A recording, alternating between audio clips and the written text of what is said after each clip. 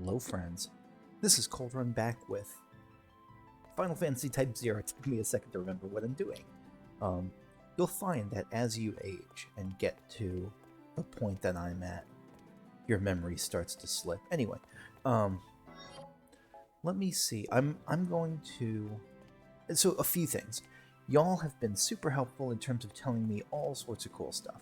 For one thing, the days apparently are 12 hours long, not 24 hours. For another thing, whenever you leave Akademia rather, you lose 6 hours. So that was nice to know. I wish I hadn't come back here, because I would have just gone straight to the Corsi Cave and done one of those tasks. I wanted to check here, see if there was anything else about the Corsi Cave. I thought only the exclamation point caused you to lose time. So now if I leave, I'll only have 2 hours left. So let me not worry about that just yet. Maybe later. First, though, what I'm going to do is a little thing I like to call trying to remember what I'm going to do. I'm stalling for time. Oh yeah, so I wanted to check out the Rubicus, I think it is. Because you mentioned that, I think Bennett mentioned that if I go to... Yeah, you have an exclamation point. I don't want to lose that time. If I go to the Rubicus, it's like a codex sort of thing.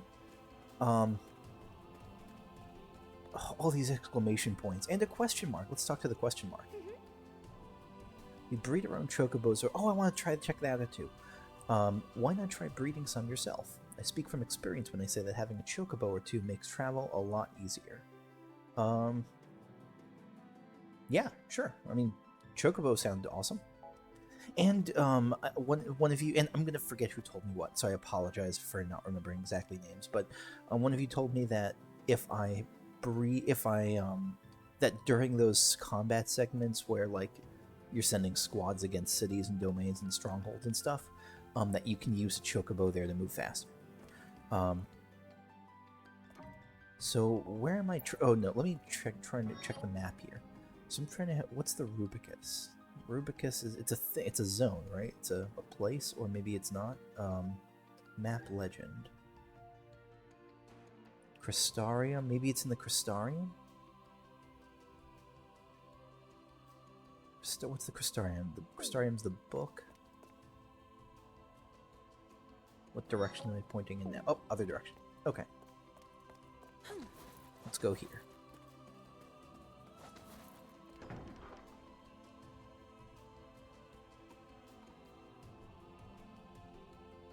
Yeah, I don't know that I've been here. And this looks like a codex place. Unless we get this intro every time we enter a place. Lore. Is this are you the Rubicus? Yes, it is. Fulfill certain conditions to unlock various entries in the Rubicus. Can you unearth Oral of Orience's secrets? The answer is no. I'll spoiler, the answer is no. Oh, I'm in heaven right now. Annals of Orient. Oh, this is so cool.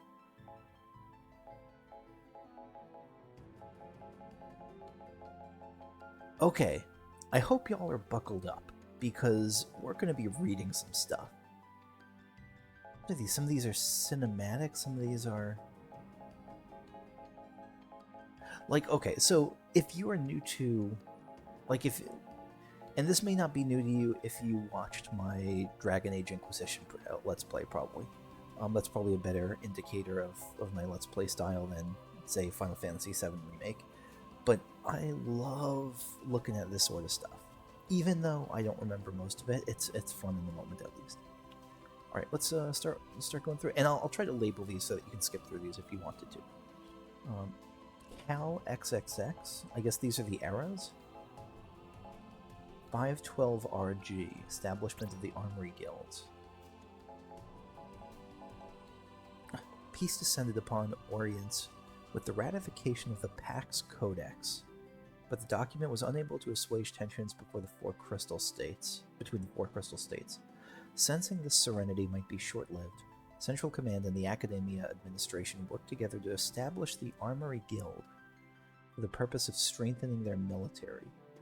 As the name would imply, the guild existed to develop new equipment for the Dominion legions, and its first objective was to craft potions and other sanative supplies.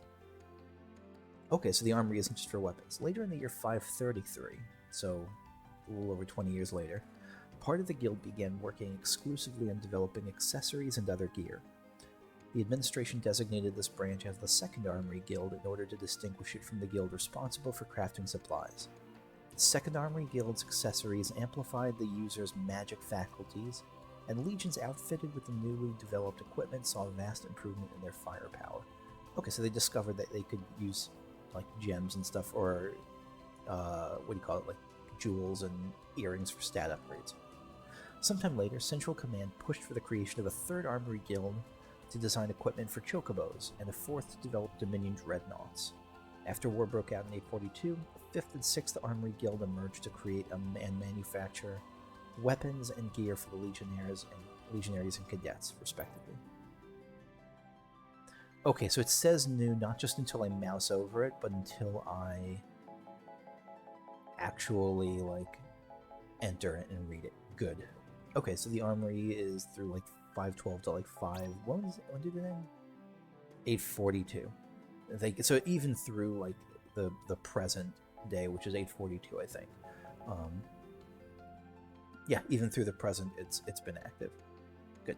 They've been building new armory stuff. Establishment of the chocobo range. 689 RG in the gladiatorial age. I don't know. Glad 24. So let me see. There's 30, 24. I guess this has to be the 24th year of someone's era, the 30th year of someone's era, of when someone is the leader, or some. I don't know how they mark eras in Orients yet. As part of the Dominion Legion's initiative to improve their armaments and overall preparedness, Central Command proposed the formation of chocobo squads, so cute, in the year 689. Hoping to take advantage of these birds found all over Orients, scientists at Akademia began investigating ways to raise and equip chocobos for use in battle. Through various studies, researchers discovered chocobos to be extremely agile creatures. They concluded that by equipping the birds for combat, they could dramatically improve their troops' mobility. Consequently, the chocobos were officially adopted into the military, and the Third Armory Guild was established to facilitate chocobo breeding. The guild not only bred chocobos, but also raised them so as to cultivate their abilities. After war broke out, however, due to a lack of staff and an exceedingly high number of casualties in the field, the guild devolved into little more than a holding place for the use for the chocobos.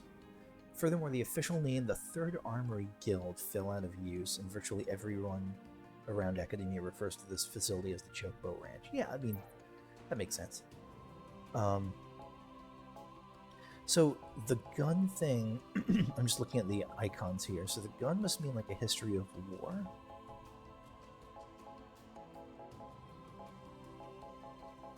What are these? So I'm going to bounce around. I may bounce around a little bit to try to get the sense of what's going on here.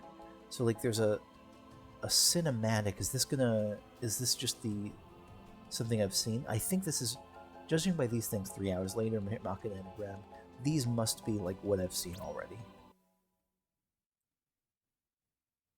For them, the path. Yeah, so that's what these are. Okay. So if I ever want to come back and see the cutscenes again, this will show them to me. What was the cadets cloaked in crimson? 6 hours into the operation, Rubrum's Agito Cadet Class 0 achieved its objective, and the Dominion succeeded in taking... Oh, right. Okay. Alright, so neat. So that's... And then, so they mix in those with Structure of Academia, the Dominion Legions, Imperial Dreadnoughts. Okay, so we got those things too. So for now, I just want to get an overview of this. Yeah. Message from Moglin, so all sorts of videos. Alright, good. Lady Celestia of Concord. So it'll even show those very brief cutscenes. Trust in Lord Juyu. Lord Sorceress and the Commandant. Operation Reconcista. Pet 1, Pet 2, Pet 3. I don't know what those mean exactly yet. Or at all. Look how many there are. Okay, so what about historical personae? 4 out of 6. This I'm definitely going to check out. So let's look for... Just for example, let's look at like what it says about 7. Because she's the Whipblade user that we have right now. Female, 17. Date of birth, Cal 23, 824.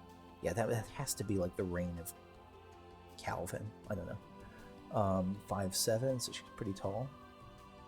Sorcery took 7 into their custody in 833, and then quickly discovered she possessed a propensity for casting ice magic. Using these spells, she made quick work of the Imperial forces in the Dominion Liberation of 842, and in turn secured herself a spot in Class 0. So already this is telling me stuff. Like, I was assuming for like that these kids were almost all like grown in a lab or something, but it sounds like she just kind of kicked ass and then like got a spot in Class 0. Like that she earned her way into it. Despite her cold appearance, 7 is actually quite nurturing. She enjoys the admiration of her female underclassmen, many of whom refer to her as Big Sis. 7 has a hard time saying no when asked for favors, though, and the self-same generosity puts more work on her plate than anticipated. Nevertheless, her reliable nature and tendency toward action are precisely why so many cadets look up to her. So, wow, there's all sorts of cool stuff here. Even Rubrum Tonberry. Look at that nightmare. It has a friggin' buster sword. Male, age unknown, height 2 feet 1 inches of terror. Born on the Isle of the Dragon Sanctuary. Okay, so I know I have to beware the Dragon Sanctuary if I ever go there. This Tonberry serves as Kurasame's attendant. Injured in a skirmish with a lesser Lopros, Tonberry was immobilized and struggling to survive when Kurasame stumbled upon him and, for reasons passing understanding, saved his life. Tonberry shared the story of the kind young man who rescued him, and the Tonberries in and around Amateur have been friendly toward human ever since. Are there going to be a village of Tonberries, of friendly Tonberries? Which would be pretty much the first... No, Final Fantasy XIV did that, but still, that would be amazing. Even then, it wasn't a village, it was like some NPCs in the Scholar storyline. Eager to repay his debt to Kurasame, Tonberry typically stays out of the spotlight, standing behind his savior and giving Kurasame the extra push he needs. This is such a bizarre use for Tonberries, I love it. Nothing makes Tonberry, that's just his name, Tonberry. Nothing makes Tonberry happier than helping out the young man who saved him, but he rarely puts those feelings into words. He doesn't really have a mouth. Sana, Aki, Kunmi. Again, I'm just kind of going through this randomly to start. I'll go through it more. I'll pick an... I'm just getting a lay of the land first. Okay. Eidolon Arcana. So we can't see anything here about any of the Eidolons yet. Or Eidolons. Eidolon, I don't know which it is. Okay, so we also got the troopers that we see. Prometheus. Which is Prometheus? Oh, one of those things. Felt as an improvement upon the Striker not long after its creation, the Prometheus features an 18mm flamethrower instead of the original model's howitzer. Not only does the S-242 Terrain MA Mark .02 match its predecessor's capabilities in close combat, quarters combat, its flamethrower allows it to function effectively at mid-range as well. However, because the Prometheus was unable to launch an assault from a long distance, Imperial officials began phasing out the Mark II as newer models became more widespread. So they don't show... Ooh, you can rotate it. That's super cool. So they don't show specific weaknesses the way that some games might show.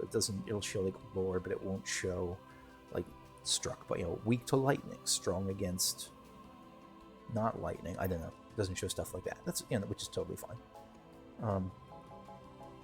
Dying Slave. It's funny how much of this is how much of the Bojin Southern Front in Final Fantasy XIV I'm now seeing as a reference to this, because I got like a Dan Slave like housing decoration, which or it's a minion, I can't remember which.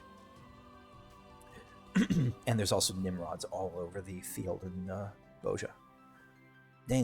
Dying Slave. I'm 100% pronouncing it, mispronouncing it. Dying Slave we'll go with for now.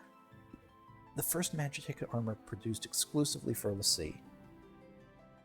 The Dying Slave was also the first Militesi mech equipped with crystal jamming capabilities. Scientists in the Empire's R&D division incorporated some of the technology used in the simultaneously developed Vajra, emphasizing maneuverability over combat performance. Eager to test their new Magitech armor, MA. Eager to test their new MA, the Empire deployed the Dainsleif in their invasion of Akademia, and its crystal jammer succeeded in cutting the Dominion legions off from the source of their magic power. However, Class 0 quickly disposed of the device, and although the Secundus Lassie Kunmi, so she's not the main Lassie, unless the Secundus means something different, Kunmi managed to reactivate the Dainsleif, it was no match for Rubim's legendary cadets. I think it has like a blooming flower butt. And it looks like an animal. I wonder if that red symbol above it, which sort of looks like the World of Warcraft Horde symbol, I wonder if that is the Militesi symbol, or if that's something else. Hunt legs, ugh, gross. And then just enemies. Okay, I will 100% be going back to that again. This is just a first overview right now. Record of service. I don't know what that is. Maybe achievements? Code of Akademia. System. Changing character. So I'm just going to skim through this to see if there's anything I missed. Advancing to mission day. You're ready to march. Speak with Tachinami or in his absence Kasumi in Central Command to skip ahead to mission day regardless of how much free time you have left. Okay, so you can skip all that if you want. I don't know why you want to do that, but maybe if you're... No, I do know. If you've played the game a bunch and you just want to skip all that. Find your next destination. Okay, the bird marker will tell you where you need to go. Free time and important arguments. You have 12 hours of free time in one day. So, yeah. So it does tell me all this stuff. It's just... It's very hard for me when I read something and don't have context for it to remember it when I do have context. And so, like, I kind of... If I were designing a tutorial system, like, no, I think it's fine. And both of... I mean, those of you who commented said that it was weird that the game didn't tell me that I was about to use, like, 6 hours of free time leaving Akademia. And, yeah, I don't think I missed it. I think I would have noticed it if it told me right then. So that was weird. Tutorials proceeding further in the game. Info to particular service. Uses no time. Question marks use no time. As you progress through the game, be on the lookout for other icons. Like I've seen tasks so far.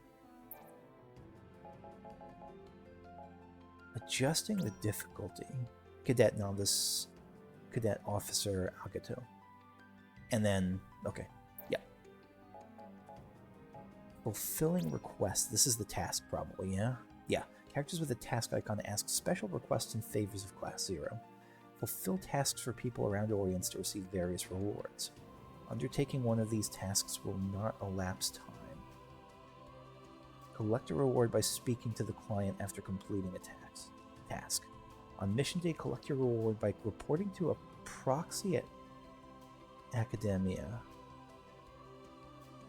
Collect a reward by speaking to the client after completing a task, or on mission day, collect your reward by reporting to a proxy at Akademia.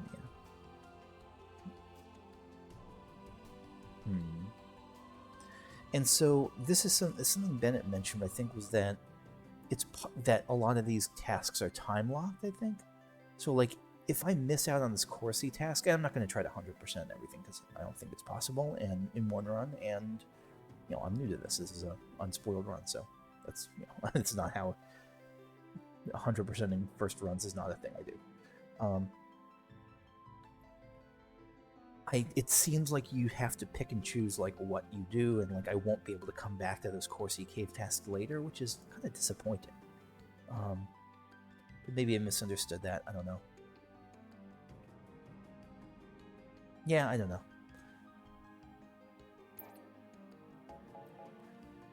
Secret training. Select one squad member to earn XP and stat boosts in between play sessions. Wait, what? Like when I'm not playing the game, I get the stat boosts. Longer training sessions earn higher bonuses. but results vary by cadet and training partner.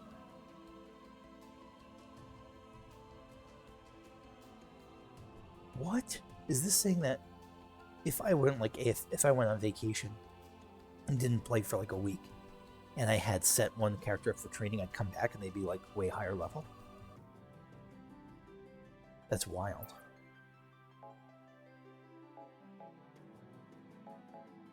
So there's a lot of stuff. Let me check out knowing tags.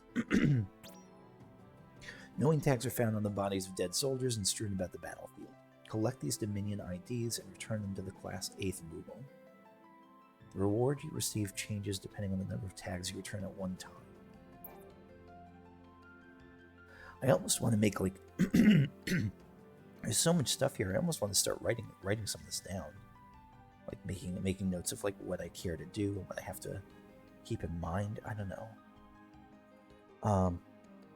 Okay. Missions? What was missions? Completed missions can be replayed at any time. Okay, yeah. Characters may participate in these replays regardless of the data loaded. Okay, good. Missions cannot be replayed from mid-mission file.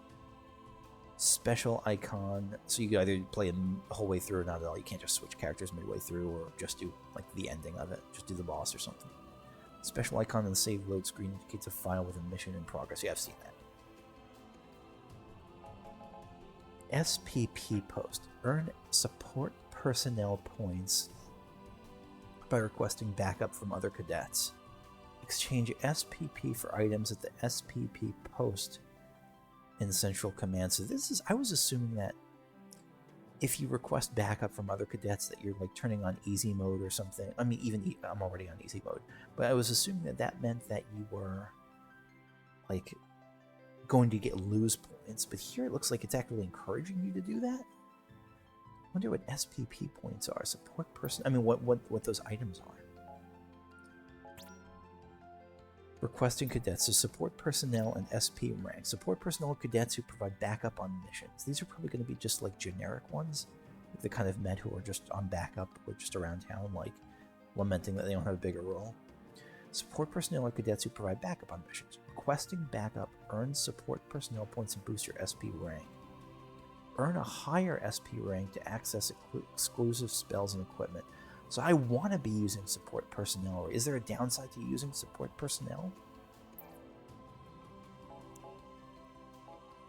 Backup from Akademia. You can call for backup from Akademia or receive support from fellow cadets. Reduce the damage allies will take and earn support personnel points. An SP member will join your squad and fight alongside your leader for a short time. Here's the thing. Here's the rub. However, SP unit casualties will be counted in your final mission grade. Adjust backup settings from options under the preferences subheading of the field menu. So, ideally, and let me know if I'm mistaken on this, ideally it sounds like I want to be using support personnel, but there's a risk to doing so. Like, if I screw up, I'll get a lower grade, but if I win and do well with them, I get support personnel points, or even if I don't do well with them, just using them, it sounds like, gets me support personnel points. And that lets me access new items and equipment. So I guess, should I be using that? It sounds like I should be. Enhancing spells. Enhance spells at the Alto Crystarium and Relic terminals around Orient. In addition, new magic can be unlocked by fulfilling certain conditions. So I'll have to explore that. The secret training I keep coming back to. How do I do that? That must be... I'm going to select one squad member, earn XP and stat boost in play sessions. Right, you know, I'm going to leave this for now because I want to explore some of these things. I talked about putting stuff in context. Let me try putting some of this in context right now.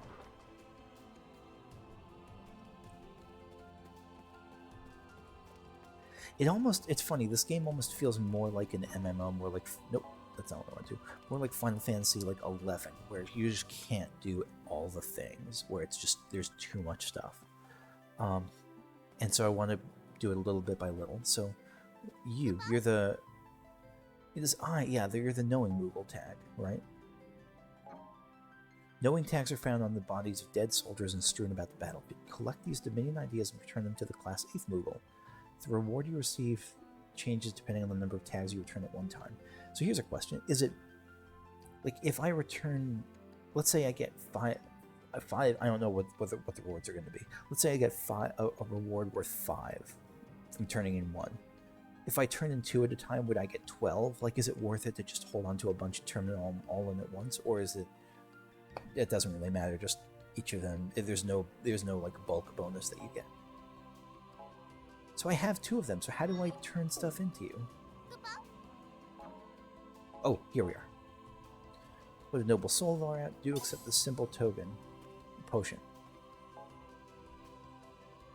Okay, so those suck. I mean, no. I mean, that's what I got for now. Okay, so that's who I turn those into. What else am I looking at here? There was a couple things. I want to look at the Alto Crystarium. That's what I want to look at next. So where's that? That's... I think that's over here.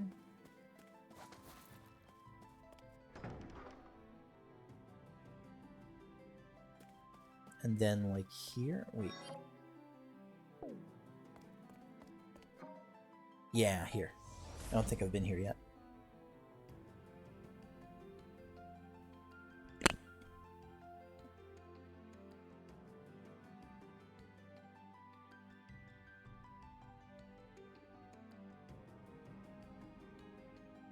Like a Coliseum. This place is gorgeous. What is this? Let's talk to you first. Why not take a break every now and then? Hey, Queen. The type of Phantoma harvested changes depending on the type of magic used to subjugate the target. Interesting. I was assuming it was just based on the enemy. I assumed that like bombs drop fire Phantoma, okay, red Phantoma. Okay. So it depends on what so if I wanted to, like, if for some reason I want to farm white Phantoma or blue Phantoma, or I don't know what the color's exactly going to be, I would have to use like kill with ice magic.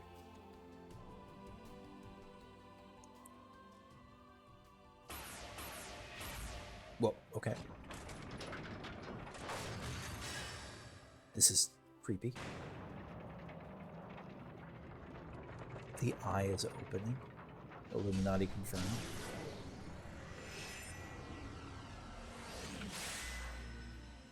Oh, okay. Thunder RF now available.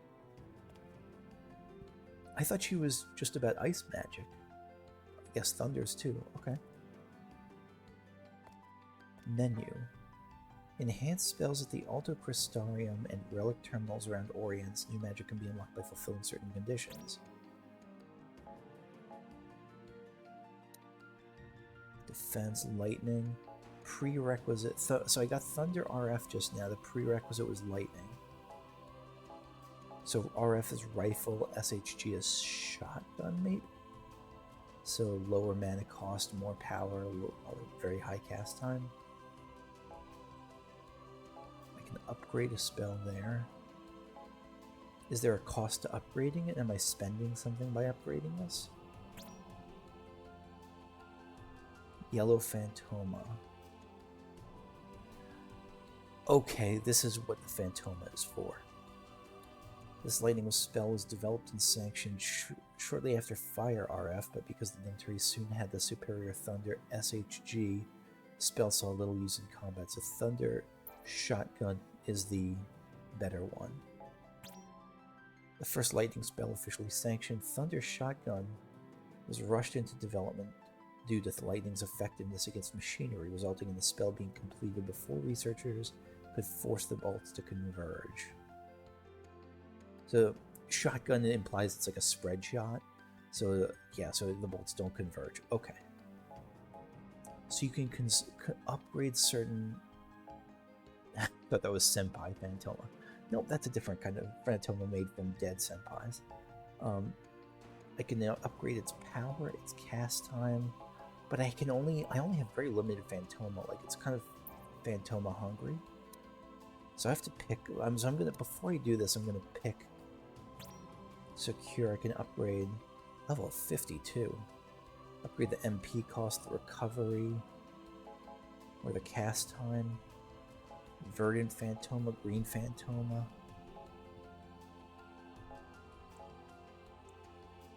This is okay. I'm just time-wise. I'm out of time right now. There's so much to explore here, even before the next combat, and I'm super excited. So I think I'm gonna call it here. But I think my next thing I'm gonna do is because again, there's so much stuff to do.